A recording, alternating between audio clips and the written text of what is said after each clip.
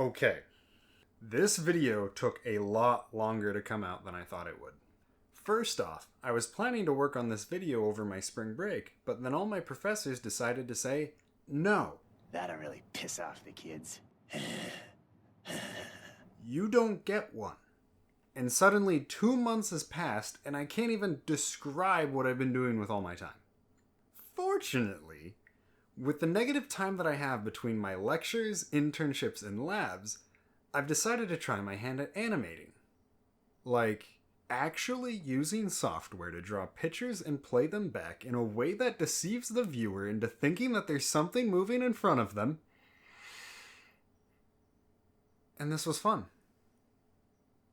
I chose to do this. I wanted to do this. Some monkey brain part of me decided I had to do this. Why didn't anyone tell me this would be hard? Who would have thought that a major skill that many people develop over decades would be difficult to pick up off the bat sleep deprived? I am certain there is an easier way to do things. And whatever I was doing is nowhere near the most efficient way to do it. Don't get me wrong, I'm not looking for pity.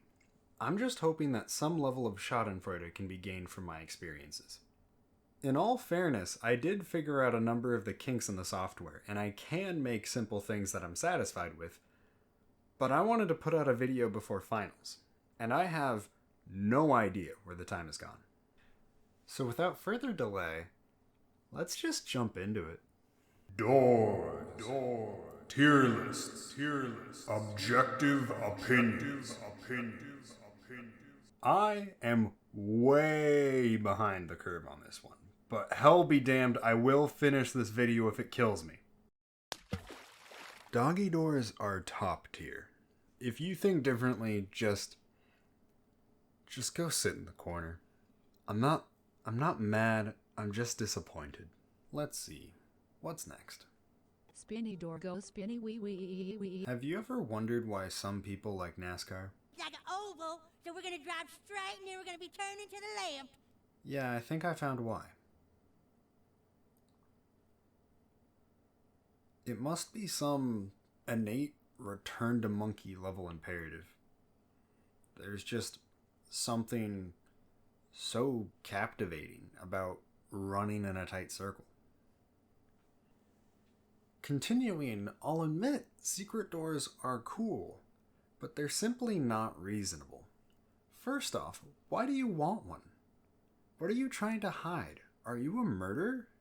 Do you do poison? If you watch just about any movie, that hidden room of yours is going to be found. And I'm not just talking about Scooby-Doo. Just about any teenager is going to find it. In fact, let's take Shia LaBeouf as an example. In 2007's Disturbia, Shia found evidence of the murderer's secret room via blueprints and then footage through an air vent. You simply cannot secure all the ways someone would find your murder den, especially around teenagers. Because of these eventualities, I have to give it a lower score. Moving on to the conventional, the basic door is nice. Until we start thinking about it. Look at the movie Shrek. It's easily made, it's uninspired, it doesn't do anything compared to the Chad Boulder. I may as well do my homework and not write my name on it. It gets a C for doing literally the bare minimum. Screen doors are just plain bad. No other door in my house has been broken so many times. I swear dogs and my little brother take them as a personal insult and run straight through them. Sliding doors, on the other hand, are near perfection. Let's take another look at Shrek. I don't know about you, but that boulder be looking like a sliding door. Oh, and it is lovely. If that isn't enough to sell you, look at the original Star Wars Knights of the Old Republic. Every door in that game, including the doors made out of solid stone, are sliding doors. If it's good enough for old BioWare, it's good enough for me. Barn doors? Ugh. They're just worse sliding doors. If you really want one of those, just hang curtains or maybe one of those weird bead thingies. At least that way your cat has something to play with. Now we're left with the